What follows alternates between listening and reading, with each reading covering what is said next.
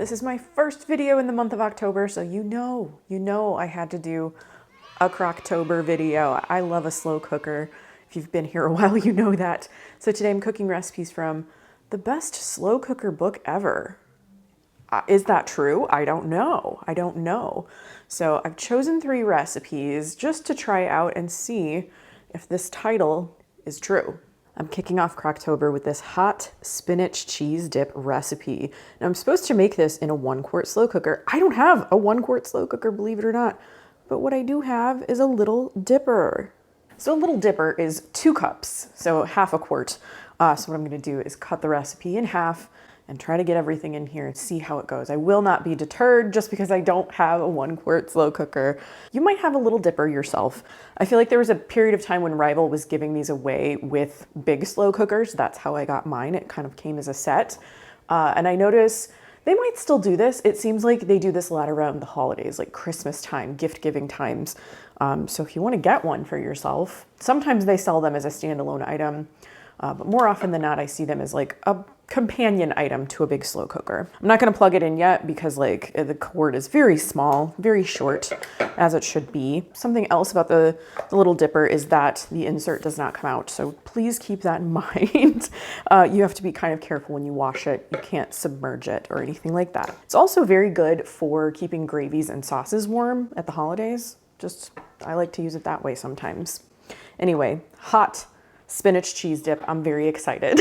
It just says mix together the spinach and the cream cheese. Okay, we got it. So this is 5 ounces of frozen chopped spinach that I have thawed and drained. And we're gonna put you in there. You're gonna go in there. We need our cream cheese. This is 4 ounces of cream cheese. I cut it up into cubes just to kind of like encourage melting. And it says softened. I just let it sit at room temperature while I got everything else ready. So it's not like super soft, but I'm sure it'll work just fine. Stir in the scallions and the garlic pepper. A 1/4 cup of scallions. These are my re-sprouted green onions. And garlic pepper, which is not something that I had, and it is not something I wanted to buy. What I did, I actually have a bottle of seasoned pepper, or yeah, like it's seasoned salt, but seasoned pepper is a Lowry's thing. I bought it for another recipe on this channel. And so what I did is I took half seasoned pepper and then I mixed in the same amount of garlic powder. It was 1/8 of a teaspoon of garlic powder and 1/8 of a teaspoon of seasoned pepper. You know, maybe the flavor is going to be slightly different. I just really didn't want to have to go out and buy a new thing. Wow, that was pretty simple. I don't need these other 2 ingredients for a while, so I'm gonna put them in the fridge. But what I do have to do is cover this and let it cook for about 2 hours, and then I have to stir it part of the way through. The little dipper does not have heat settings, so there's no dial or anything. You just kind of like plug it in and walk away for the allotted amount of time, but keep an eye on it, of course. Okay, I have about 15 minutes to go, but this is very hot and melty already. And basically it said 2 hours, you know, let this cook for 2 hours or until very hot. And I would say that's very hot. So I need to add my remaining ingredients. I have some chopped water chestnuts here. You had the option of either chopped water chestnuts or sun-dried tomatoes. I think either would be really nice. I just already had the water chestnuts on hand. And then your cheese. You're supposed to set a little bit of this cheese aside for the top. So I'm just gonna kind of eyeball that a little. Yeah, we'll do that. So I'm actually gonna unplug it because I think there's enough residual heat in there to melt this cheese. Let that kind of warm through and melt the cheese too. Okay. I went ahead and recovered that just to make sure everything was melted and kind of warmed through. I do want to taste it for seasoning. There's no salt in the recipe, so I just want to make sure. Pretty good.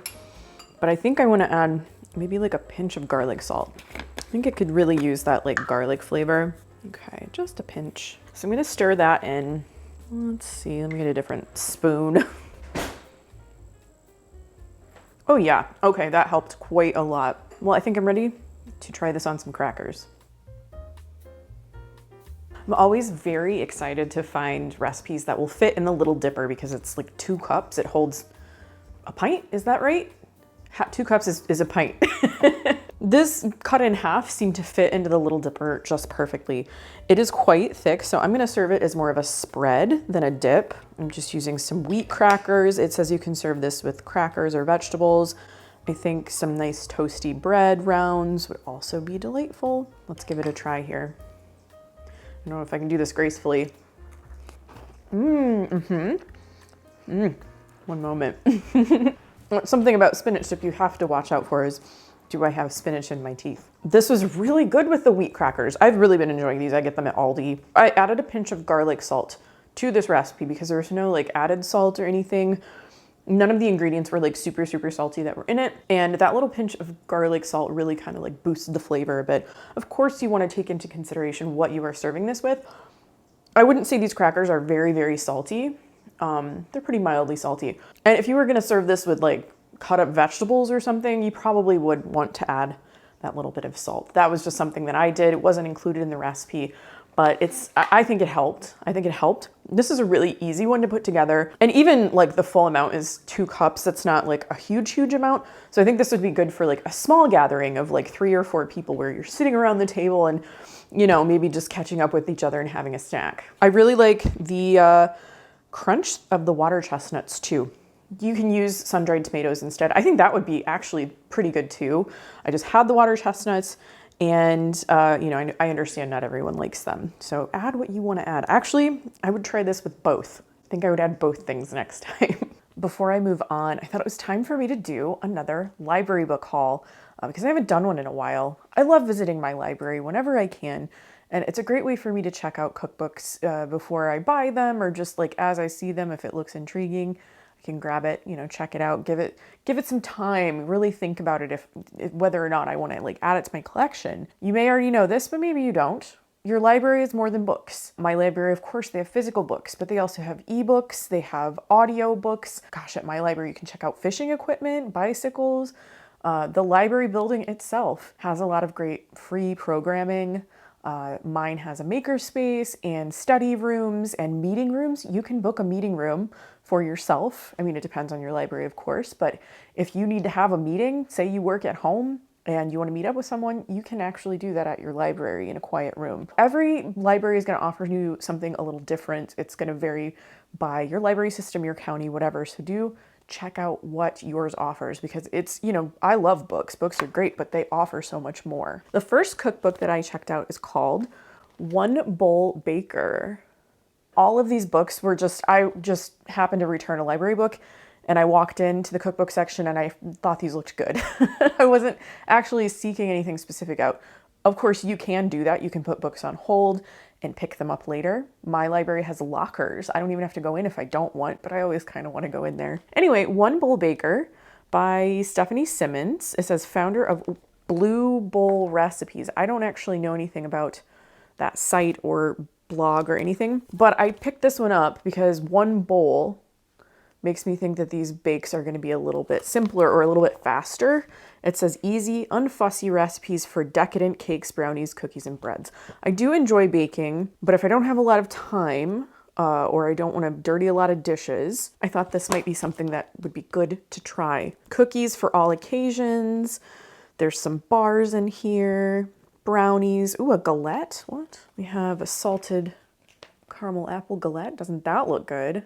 Especially with apples being in season. Butterbeer cupcakes. These are beautiful. Small batch gingerbread scones. What the heck? I'm flipping to all the fall favorites right now as we get into cooler weather.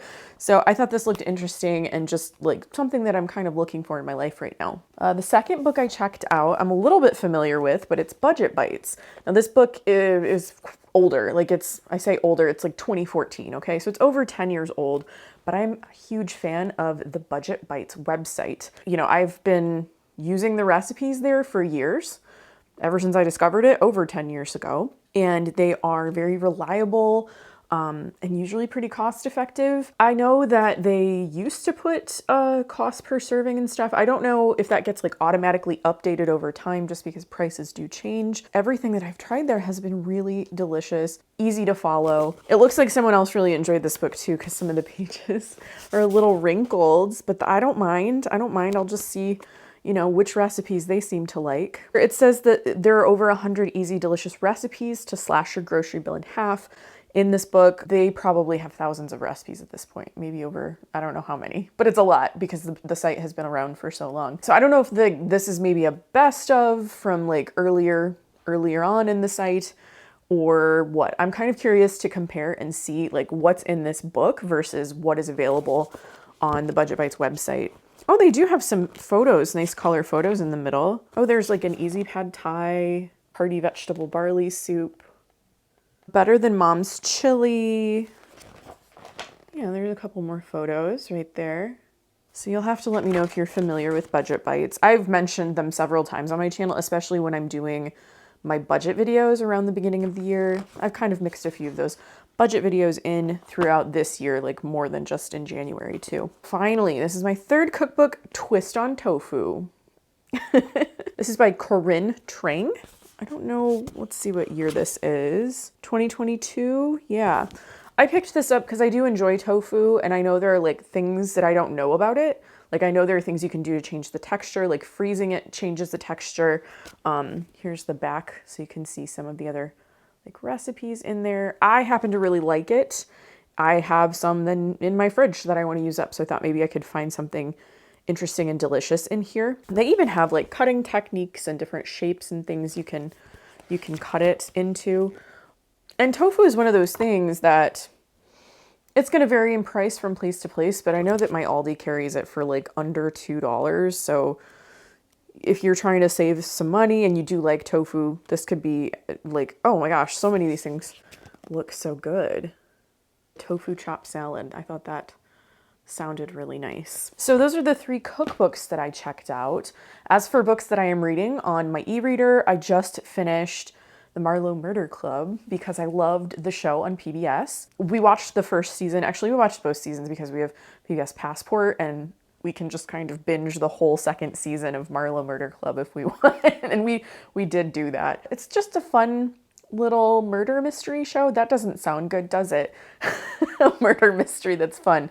I think you kind of know what I mean if you are into like British procedurals and things like that. You get what I'm trying to say here. Finished reading that recently and now I'm reading a book called Sandwich, which I do enjoy. It has been a very good and very interesting read. So I don't know what's next yet. I have to maybe like put some things on hold. I have a book goal of 30 books this year and I am at, I think, 20 books. So I'm making good progress. We'll see if I can get to that 30 book goal at the end of this year. But anyway, let's move on to the next recipe. I'm trying out a recipe for creamed corn in the slow cooker. I've made like a cream cheese based kind of corn in the slow cooker, but this is like cream, heavy cream, milk, etc. And this takes, it says 3 to 3.5 hours to cook. So we'll see. I'm cutting the recipe in half because the full recipe requires 3 1-pound bags of frozen corn, and I'm like, that is just a lot of corn. Basically, I have to sort of like put together the cream part of the cream corn first. It says whisk together the sauce ingredients. So that is 1/2 cup of milk, 1/2 cup of cream, heavy cream. Do I have a little, let me get a little spatula. Get that in there. I haven't plugged in my slow cooker yet, as you can see. Tablespoon of sugar, some salt, and a pinch of cayenne pepper here. The recipe will be in the description down below. And then I have a teaspoon of Lee and Perrins. I thought that was kind of an interesting ingredient, but I think it's gonna give it a nice like savory flavor. And then I have a couple tablespoons, 1/8 of a cup of Wondra. Wondra, this is Wondra right here. It's like a quick mixing, like quick dissolving flour. I keep it in my pantry to make gravy and sauces and things. I do use it. Usually I find it in the baking aisle, like on a higher shelf. I also really love the packaging. I feel like this has not changed that much since it was released. I know there are substitutions you can use. There's like recipes to make this out there. I'll see if I can find one and link it, untested because I just buy this. Truth be told, the substitutions that I've found, like you have to mix flour and cornstarch and then you have to like sift it a few times. To me, buying this and keeping it on hand, if you're gonna actually use it, like is just kind of the way to go. It's got like a shaker top so you can shake it into your sauces and gravies or you can measure it as well. So I have to whisk all that together. I'm gonna make sure I don't have anything sticking in the corners here too. Yeah, it just says whisk together until smooth. I mean, I think this looks pretty smooth to me. This is my 2-quart slow cooker, by the way. If you've been with me for a little while, you know I love my 2-quart slow cooker. It's probably the one I use the most. So now I'm gonna add my corn. Cutting the recipe in half. This is 24 ounces of frozen corn. That's still a lot of corn if you ask me. And I have thawed it slightly. Ooh. It's so much corn. Just feel like there's corn everywhere. The full recipe, I think it says a 4-quart slow cooker, 3.5-quart slow cooker. So yeah, this 2-quart works for half a recipe. You'd have to size up if you wanted to make the full recipe. And I just have to mix that corn in. But yeah, that fits fine. Once I stirred it all together, it calmed down a little bit in there. So now I need to plug this in first. Let me just move some things. Okay, so cover. It says cook on high for 3 to 3.5 hours. I'll check on it sort of partway through and see where we're at. All right, so we're 3 hours later, and you can see that this has thickened up quite a bit. So now I'm just gonna plate a little up, and then it says to garnish it with Parmesan cheese.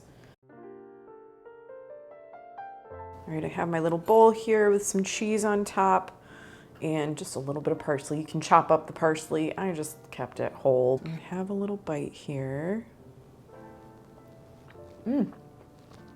It's very tasty. I mean, it definitely has a sweetness to it. It's not like, oh, it's just sweet cream and corn. There's just like a nice sweetness from the sugar that complements the corn. This is like a true creamed corn to me, you know? Kind of like something that maybe you would get at a steakhouse or something. Like it makes me think of like a steakhouse side dish. It's not like super cheesy or anything, although you can certainly add more Parmesan cheese if you want. I just sprinkled a little bit as garnish, but it is pretty tasty. And I like that like sweetness that it has. I spotted this recipe for Easy Chicken Santa Fe, and it looked very familiar to me. About, I don't know, 12, 15 years ago, there was a recipe I used to make a lot called Fiesta Chicken, and it was very similar to this. It was a very easy dish to make with like salsa and boneless, skinless chicken breast, corn, beans. Maybe there was some extra seasoning in there, I'm not sure. But basically you slow cooked it for several hours, shredded the chicken, and then you had something that you could eat over rice or with chips or in a tortilla or even just by itself with some cheese on top. It was a very simple dish, and I haven't made it in a very long time. I also remember that it used to freeze really well too, so I would make a big batch of it and then freeze individual portions and then take it to my office when I worked in an office to warm up for my lunch. So I thought, you know what, let's try this one, see how similar it really is to the recipe that I remember. This recipe has like very few ingredients, I would say. I am cutting the recipe in half. So I'm starting with a can of whole kernel corn that I have drained. I suppose you could also use frozen corn, just whatever you have. And half a can of black beans. I do really like beans. So the other half of this can is in the fridge and I will just eat it. You know, beans on a salad, beans with breakfast. I actually like beans and eggs quite a bit. In total here in this bowl, I have half a cup of salsa. I'm supposed to mix about half of that with the corn and the beans. So I'm just eyeballing that a bit. And, you know, your flavor is going to vary depending on the type of salsa you use. I think it was Mateo's that I had in my pantry. So use what your favorite is, like whatever you like, whatever spice level you enjoy. I'll come back to that salsa. I'm supposed to put my chicken breast on top of this. This is like just shy of a pound. The full recipe, you're supposed to use 2 pounds. I had these chicken breasts and they were like just under. So I thought that's probably okay. There we go. Oh my gosh, they fit like pretty perfectly in there. And then in comes the rest of your salsa. You're supposed to just put that on top of the chicken. Now there are no other seasonings in this recipe. There's no salt, you know, there's no taco seasoning. I almost feel like when I made this very similar dish, I maybe had taco seasoning or something in it. I can't remember. So I'm curious to see how this measures up to what I used to make. Cover this and switch it to high and let this cook for 2.5 to 3 hours. Okay, we're roughly 2.5 hours in. I just wanted to kind of show you what it looked like in there. I went ahead and temped the chicken breasts. They are cooked through. I actually put this on low a few minutes ago. I wanted to go on a walk. I didn't want to continue to have this like overcook or anything. So I just switched the temperature down to low. I just turned it off. Now, it doesn't really say to do this in the recipe, but I am gonna shred the chicken because that's how I used to make it. Also, shredding the chicken and mixing it in is a great way to make things stretch, I guess. If you're just giving each person a chicken breast, you got 2 chicken breasts here. But if you shred it and you mix it in with everything else, it's gonna go maybe a little further, you know, especially if you're gonna like pair this with some rice or something like that. So I'm gonna shred this up and then I'll mix it back into the corn black bean mixture. Oh yeah, that's shredding really nicely. I just wanted to show you too, like what that looks like after I shredded the chicken up. As you can see, you know, the mixture is a little soupy, but shredding that chicken actually helps with that. You could eat this as more of a chicken stew or chicken, like a soup, if you wanted to. I'm actually gonna taste this for salt because there's no salt in it, like other than whatever was in the canned vegetables and the salsa. Which is pretty good. I am gonna add just a little pinch here. The recipes in this book do not seem to have added salt to them, which I feel is a little bit indicative of this being published in the mid-90s. So I'm gonna mix that salt in, and then I will dish some of this up, put a little cheese on top, and I may even put some crushed tortilla strips on top. I went with cheese, Monterey Jack cheese, and green onion to garnish this, but you could gussy it up any number of ways, whether that's with hot sauce, with some sour cream, cilantro, like you could doctor it up if you want. You could eat it without any of those things. Just depends on what you have. I'm gonna just go in with a spoon and eat it more like a chicken stew, but as I mentioned, you could eat this with rice, like over rice, sort of as a rice bowl. You could eat this on chips or like as sort of like using the chip as a vehicle to eat it, you know, different things in a tortilla. From what I remember, this is a very similar dish, but from what I remember, it was a very versatile dish. One thing I am noticing about the appearance of this is that I think the recipe I used to use years ago had more tomatoes in it. It doesn't have as many tomatoes. I think that my recipe included maybe a can of Rotel or something, but this smells really, really good. And I think it's gonna be very tasty. So I am gonna dig in because it's lunchtime and I'm hungry. Also, really quick, sorry before I take a bite, sorry for like the ghostly lighting today. We're having some trouble with like our overhead lights in the kitchen. They're flickering. Maybe my house is haunted, I don't know. Also, it's very cloudy outside, so the natural light is also not very good. But we're gonna press on. I didn't wanna skip filming today just because of that. All right, I am ready. Oh, that's very good. Yeah, that is really tasty for as simple as it is. You don't need a ton of ingredients. You can be a little flexible on some of them. Maybe you use frozen corn, use whatever salsa you have. If you don't have salsa, maybe just use canned tomatoes and spice it up with some taco seasoning or something. And I used chicken breast, boneless, skinless chicken breast, but I think you could use boneless, skinless thighs, just like whatever you have. I really like it shredded up because I think it's easier to eat. And also, like I said, it kind of stretches things, doesn't it? This is like a very fall flavor to me too. Wow, I am glad that I spotted that recipe and kind of revisited something that was very similar to something I used to make. The best slow cooker cookbook ever was published in 1995. So we have a mid-90s book here, and I do really enjoy the cover, this like these sketches of slow cookers. And I really enjoyed the design of this book too. You know, I like sort of a spiral bound cookbook because it lays flat really easily, flat like that. And I just, when I was holding this up, I even noticed that on the back it says, this book features a concealed wire O binding, lies flat when opened for easy use, and has a washable cover. Actually, some of the Better Homes and Gardens cookbooks from the 60s, that was one of their features, is that the cover is very like washable and wipeable. Unfortunately, this is the only like illustration or photo you're gonna get. There are no photos in this book, and I didn't even see really like a single sketch. So that's okay though. It's okay. I don't mind. You know, I like cookbooks for different reasons. I think when I lean like more vintagey, like I really like the photos and the illustrations and stuff in those. I mean, I wouldn't mind more of this though. I think this is like very charming.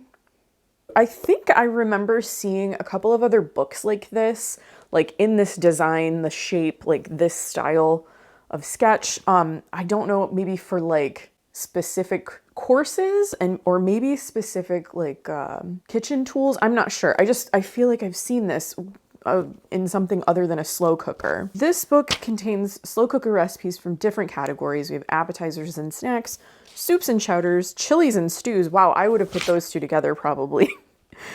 Chicken and turkey, meaty mainstays, meatless main courses, side dishes and condiments, and desserts and beverages. So we've got 8 different chapters. It's a very well-rounded, like a good variety, I think, of types of dishes for the slow cooker. And the recipes also do list like what size slow cooker they recommend. I made 2 of the recipes in my 2-quart slow cooker, and I made 1 in my little dipper. I'm always looking for recipes for my little dipper.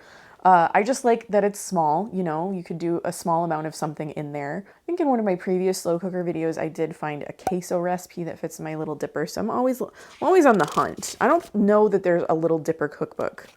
I haven't found it if there is. Speaking of my little dipper, let's talk about the recipes I made today. I started with hot spinach cheese dip. And indeed, that's what this was. It was very tasty. I really like spinach dip. I like cold spinach dip. And usually when I have a hot spinach dip, it's spinach artichoke dip. This was mostly spinach focused, cheesy, warm, spinachy, just perfect for something to spread on crackers. I think I would prefer this on crackers over like tortilla chips, but do what you want. It says pass crackers and or vegetables for dipping. I tried this with some carrots. I didn't like it as much. I always feel like when a recipe says like, try this hot dip with cold vegetables, I don't know. I prefer like bread or crackers or something with a hot dip like this, but it was good. And not a lot to it, not a lot to it. You didn't need to have like a ton of different ingredients for this really. Now I thought this was lacking just a little bit of salt. I didn't have to add too much, and I decided to go with garlic salt because I really like a garlicky flavor. Yes, there's garlic pepper in this, which I kind of like concocted a substitute for. I thought I could just use just a little bit of extra garlic. So garlic salt worked really well for me, but do what you want. I just thought it needed a tiny little flavor boost, but after I added that, it was really good. My second recipe was creamed corn. I thought this was also pretty good. A very like standard kind of creamed corn recipe. Much better than canned creamed corn, mind you, but it wasn't like a huge in-your-face flavor bomb. I thought that the sugar really complemented the sweetness of the corn, but it wasn't too much. And the combination of like heavy cream, milk, and Wondra, and then whatever seasonings, like that did combine to make like a really nice sauce. Something that you could definitely take as a holiday side dish to a gathering. That would be fantastic. If you don't want to do just regular corn, say at Thanksgiving, or corn casserole, like this would be a good like other option to do. It reheated very well too. I had a lot of this. You know, I cut the recipe in half. It still made a lot of corn. I had a few individual servings that I just like warmed in the microwave for us. And I also ended up freezing some of it. So I haven't tried any of that, but I suspect that it probably will be fine reheating it out of the freezer too. I talked a little bit about Wondra. That is like a quick dissolving flour. It is something I keep on hand. I don't know how this would go with regular flour, but you are welcome to try it and let me know. Let me know. Wondra is one of those things where it's like, it's much lighter, it dissolves quickly, and it's a good thickener. If you don't want to use like cornstarch, like a cornstarch slurry or anything like that. For me, like I do end up using it for sauces and gravies. So something I have usually. And finally, I tried Easy Chicken Santa Fe, which to me was very similar to a recipe I used to make called Fiesta Chicken. But then I looked at the page right next to the Chicken Santa Fe recipe. There's another recipe for something called Fiesta Chicken. This one is not like the one that I used to make. This says Fiesta Chicken and potatoes, and it's very different. But back to the Easy Chicken Santa Fe. I'm so glad I tried this because it's a recipe or a similar recipe to something I used to make that I haven't had in quite some time. I used to make it a lot just because it didn't take a lot of ingredients and it froze really well. It was a good thing to like reheat in the microwave when I would take my lunch to work. And in fact, that's what I've been doing is like reheating this in the microwave. It's very versatile as well. So you can garnish this any number of ways. You can serve it alongside different things or on top of rice. It has a nice flavor to it.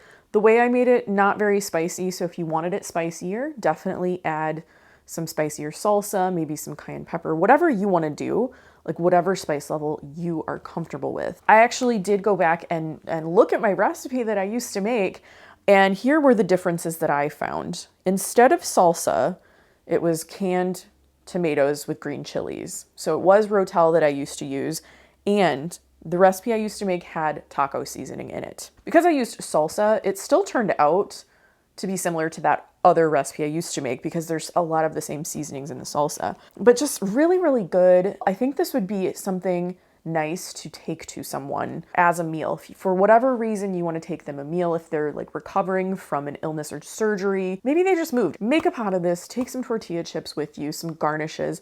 It's a very like delicious, hearty meal that I think would appeal to a lot of people. So the question is this the best slow cooker book ever? I'm not gonna say it's the best, but I think that these recipes do hold up. I really love, again, I gotta say it, I love the design of this book. And I think the recipes that I saw in here and the ones that I tried, like they didn't require a ton of like special ingredients.